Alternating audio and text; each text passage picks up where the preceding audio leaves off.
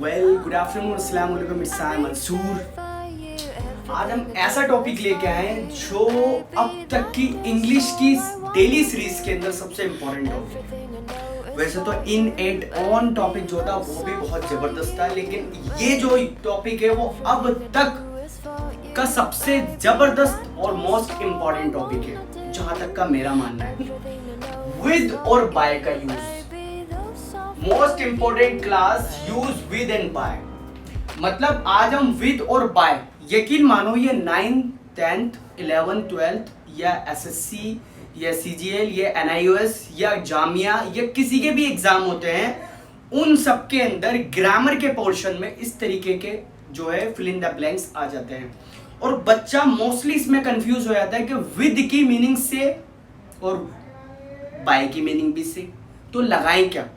तो आज मैं सबसे पहले आपको विद का यूज बताऊंगा उसके एग्जाम्पल्स के साथ, उसके बाद मैं आपको बाय का यूज बताऊंगा विद एग्जाम्पल्स के साथ। तो बिना पकाए अपनी वीडियो को स्टार्ट करते हैं। Let's get start our video. So दिल से बता रहा हूं आपको, मैं दिल से इसका यूज बता रहा हूं, ठीक है। तो सबसे पहले विद का यूज देखिए।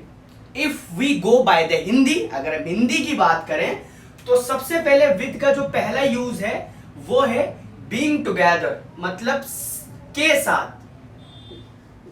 के साथ, ठीक है। बीइंग टुगेदर विद का पहला यूज। दूसरा जो हमारा विद का यूज है वो इंस्ट्रूमेंट्स और वेपन्स के साथ होता है। वेपन्स हथियार होते हैं ना, इंस्ट्रूमेंट औजार या यंत्र, ये भी एक औजार है, यंत्र है, ठीक है। मतलब सारी चीजें इंस्ट्रूमेंट, उन सब के साथ विद का यूज होगा। आप अपने दिमाग में रख लो इस बात को कि विद का यूज वहां होगा जहां इंस्ट्रूमेंट और वेपन्स की बात करेंगे हम, ठीक है। और जहां के साथ बीइंग टुगेदर की बात करेंगे वहां भी आप विद का यूज करोगे, क्योंकि I am teaching you bye the Hindi. तो हिंदी जो अपना देसी स्टाइल से मैं आपको पढ़ा रहा हूं ताकि आपके प्रॉपर तरीके से समझ में आ जाए, ठीक है ना। तो विद जो है वो दो चीजों को डिनोट करता है, बीइंग टुगेदर और इंस्ट्रूमेंट और वेपन्स की, ठीक है। तो अब हम इसके एग्जाम्पल्स से इनको प्रॉपर तरीके से समझ लेते हैं कि ये आखिर यूज कैसे होते हैं। देखो, he killed the dog with a stick। Stick एक इंस्ट्रूमेंट, क्या है, एक इंस्ट्रूमेंट है नहीं। तो यहां पर जो है इंस्ट्रूमेंट की जो हिंदी निकलेगी वो भी मैं आपको बता देता हूं। इसकी हिंदी निकलेगी से, वेपन से या इंस्ट्रूमेंट से, ठीक है। और ये दोनों प्रेपोजिशन है, ठीक है। प्रेपोजिशन होता क्या है? प्रेपोजिशन वो होता है जो प्रीपोजिशन, मतलब प्रीपोजिशन नाउन और प्रोनाउन से जो पहले लगाया जाता है उसको प्रेपोजिशन कहा जाता है। ये सीधी सी सिंपल डेफिनेशन है। He killed the dog with a stick, उसने स्टिक से एक कुत्ते को मार दिया, से मार दिया, इंस्ट्रूमेंट, ठीक है ना। एग्जाम्पल्स ध्यान से समझ लीजिए। आपका कोई भी क्वेश्चन अब जो है फिल इन द ब्लैंक्स कोई कैसा भी हो आपका गलत नहीं जाने वाला, ठीक है ना। अगला एग्जाम्पल देखिए, I will be with you shortly. Shortly की मीनिंग होती है तुरंत ही। जैसे आपने देखा होगा दुकानों के बाहर लगा होता है, मॉलों के बाहर लगा होता है, ओपन द शॉप शॉर्टली, तुरंत ही ये दुकान या शॉप खुलेगी, जल्दी ही, ठीक है। तो I will be with you shortly, मैं जल्दी ही आपके साथ हूंगा। के साथ, यहां पर बीइंग टुगेदर का सेंस निकल रहा है नहीं। कोई इंस्ट्रूमेंट या वेपन्स की बात तो नहीं हो रही सेंटेंस के अंदर बच्चों, सीधा सीधा पता लग रहा है, ठीक है। अगला एग्जाम्पल देखिए। अच्छा, क्या है? Practice max perfect man. जितनी ज्यादा अभ्यास करा जाएगा, जितनी ज्यादा प्रैक्टिस की जाएगी, ये तो आपको सिर्फ ऐसे ही बता दिया जाएगा, ठीक है। थ्योरी के तौर पर आपको प्रैक्टिस खुद करनी पड़ेगी। मैंने इसलिए ज्यादा एग्जाम्पल्स लिख दिए। देखो, बस ये यूज है विद का, खत्म। ये एग्जाम्पल्स है सारे, है नहीं। So he was working with his brother, वो अपने भाई के साथ काम कर रहा था। यहां पर भी बीइंग टुगेदर के साथ का सेंस निकल गया, ठीक है।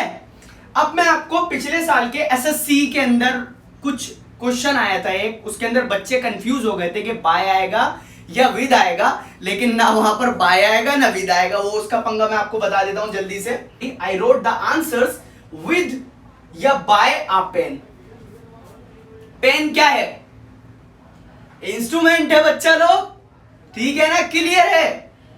अरे आराम से लगा दोगे यार, मतलब यहां पर बाय नहीं आएगा बच्चा लोग। क्या कैसे बनेगा? I wrote the answers with a pen pen एक इंस्ट्रूमेंट है, मैंने पेन से आंसर्स को लिखा, अब तो गलती नहीं होगी। लेकिन ये जो अगला सेंटेंस है ना बच्चा लोग, ये एग्जाम में आया था पिछले, ठीक है। देखो क्या है, I wrote the answers with by blue ink.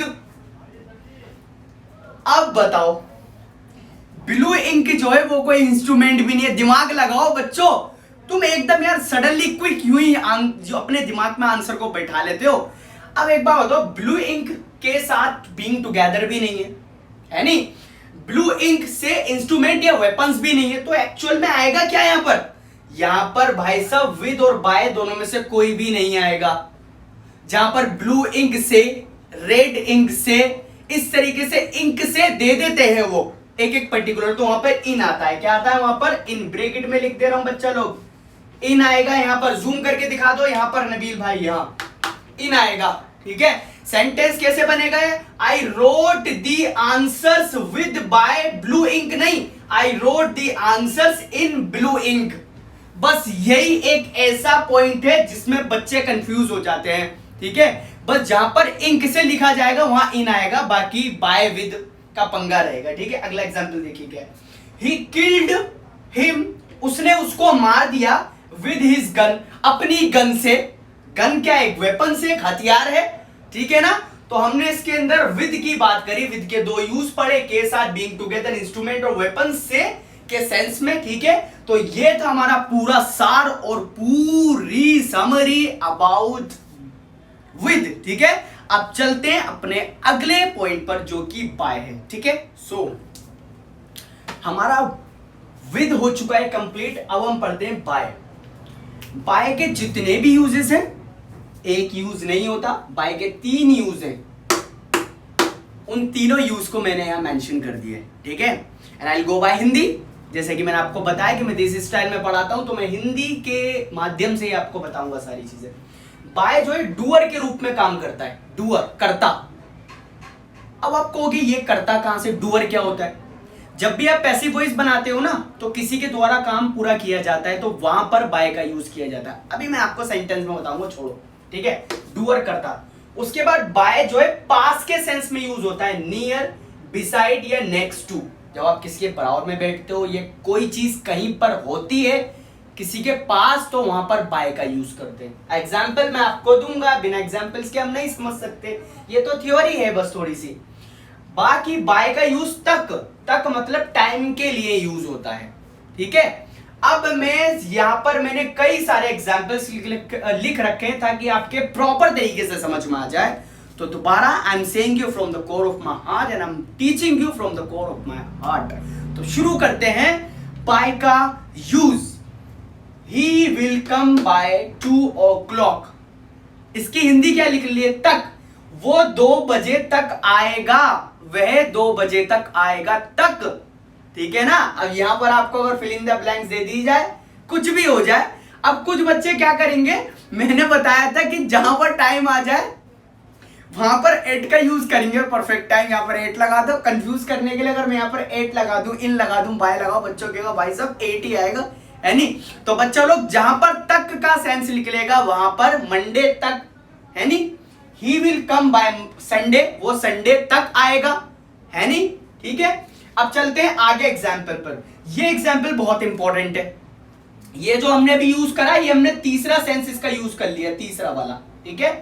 अब चलते हैं इसके ऊपर वाला, नियर, बिसाइड और नेक्स्ट टू वाले सेंस के अंदर, है नहीं। The house is by the lake, lake झरना है, आई थिंक मे बी।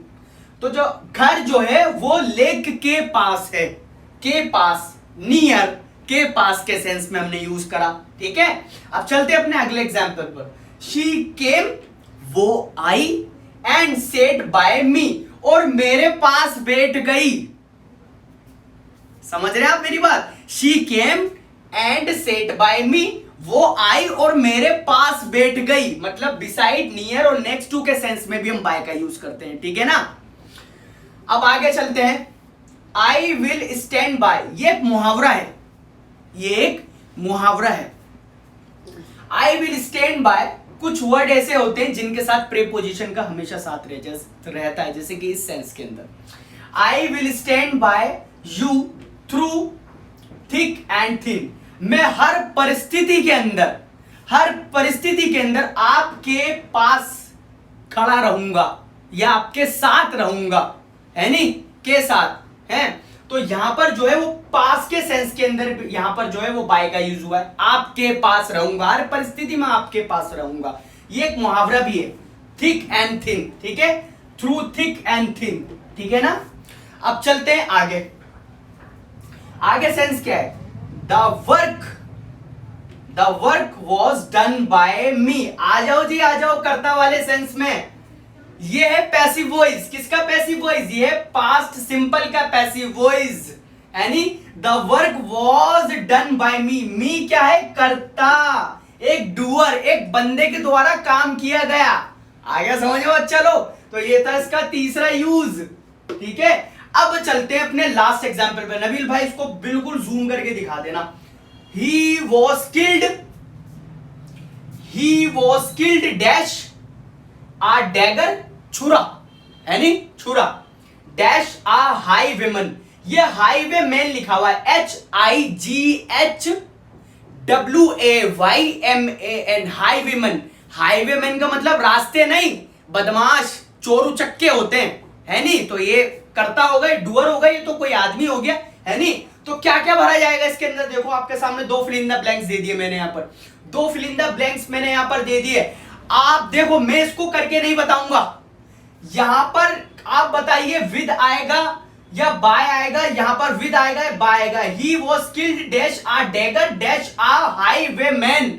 हाईवेमैन बदमाश होते हैं, डाकू होते हैं, चोर उचक्के होते हैं। तो आप प्लीज, मैं इसको करके नहीं बताऊंगा। और ये सेंटेंस ही बाय और विद का पूरा निचोड़ है। आई होप कि आपके पूरा समझ में आ गया होगा।